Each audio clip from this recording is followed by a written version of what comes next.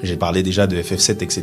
Mais par exemple, pourquoi ce serait bénéfique de façon générale pour un éditeur tiers de signer un deal d'exclusivité avec un consolier? On a déjà parlé du coup des avantages que ça avait pour les constructeurs, mais dans le cas des third parties, quels avantages ça peut avoir pour les développeurs? Pourquoi ne pas juste sortir un jeu sur toutes les consoles, sachant que mathématiquement, ça va juste générer plus de revenus de sortir ces jeux sur toutes les consoles. Et du coup, c'est bien à la fois pour les joueurs et pour les développeurs. Pourquoi les éditeurs tiers signeraient des deals, finalement? Et le truc, c'est que pour certains studios de plus petite envergure, on peut citer par exemple Expedition 33, dont je vous ai fait une interview des coulisses de développement avec Guillaume Roche, le directeur du studio Soundfall, que vous pourrez retrouver ici. Et pour ces petits studios qui n'ont pas souvent beaucoup de moyens, l'une des sources de financement du marketing, de la promotion et de la distribution, même souvent, c'est souvent les constructeurs. Dans le cas de Expedition 33, il s'agissait par exemple du fait d'être disponible Day One sur le Game Pass. Alors, ça ne le rend pas exclusif à Xbox, mais c'est un énorme avantage pour Xbox au vu du succès du jeu. Et ça permet aux développeurs de s'y retrouver financièrement. C'est exactement la même mécanique qui est utilisée pour les exclusivités third party. On a également par exemple le cas de Lost Suicide qui vient de sortir, qui à la base était un jeu développé par un gars,